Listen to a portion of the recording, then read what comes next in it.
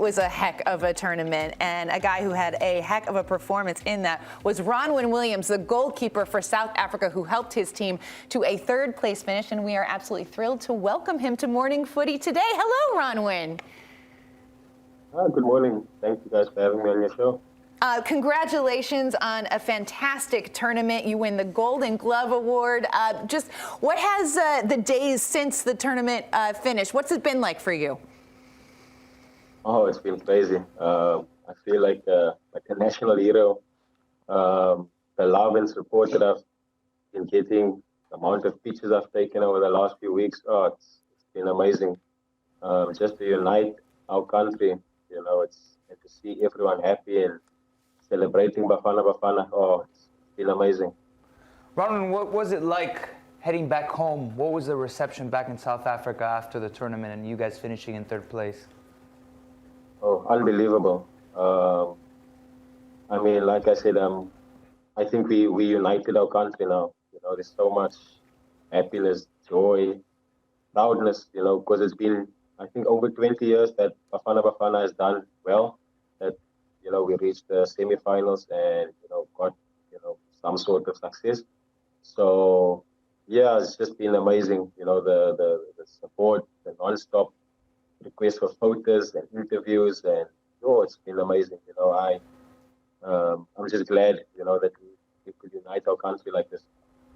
Ronwen, it's been a few years since South Africa has hosted a World Cup, and obviously it's changed the fortunes of football there. The U.S. is about to host a World Cup along with Canada and Mexico in 2026. Talk a little bit about how that's sort of changed the culture of football over in South Africa after you guys have hosted it, and how it's inspired the nation to follow the sport even more, especially in this AFCON. No, definitely. You could feel the love in the various obviously countries came into South Africa. You could feel the atmosphere, and ever since then, you know, a lot of people have taken, you know, soccer very seriously. And like I said, you know, Bafana Bafana hasn't done well in a very long time. So, you know, the support and the love for football died a bit. But with us hosting the 2010 World Cup, you know, it brought that spark back again, and you could see it. You know, us just uniting the country.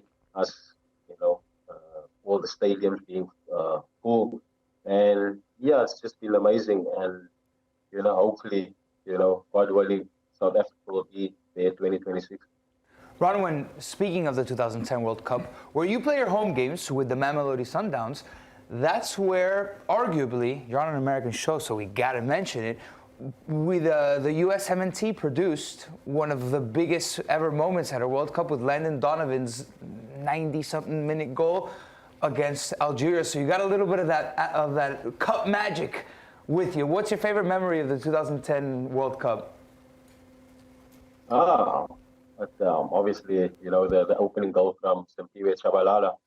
You know, everything was just amazing about that goal.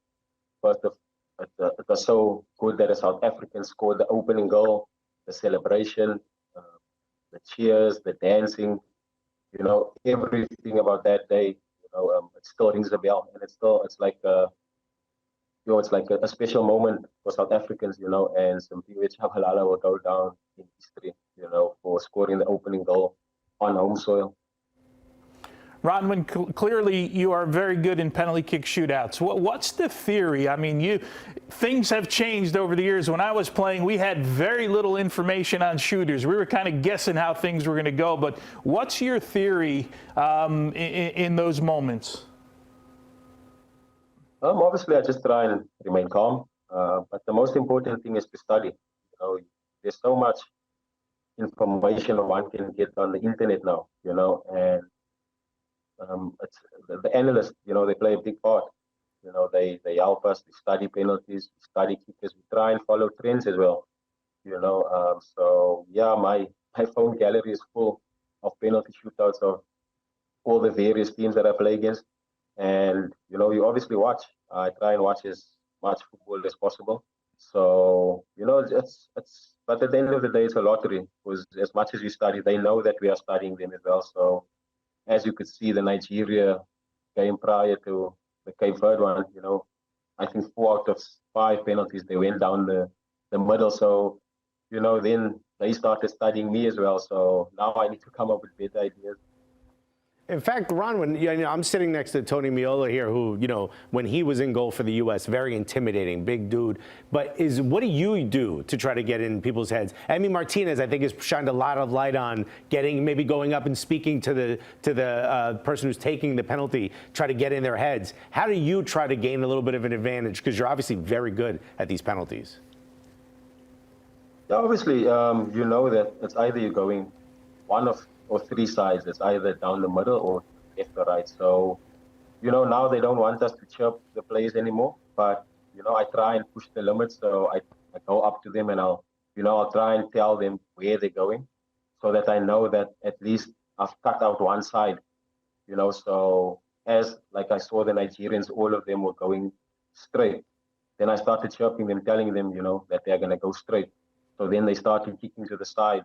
So, it's just trying, to gain that extra advantage, by chirping them, because there's no pressure on a goalkeeper, really. The pressure's on the kicker. So I just try, by all means to get in their mind. But it's so difficult now with the rules, that you have to have 1 foot on the line.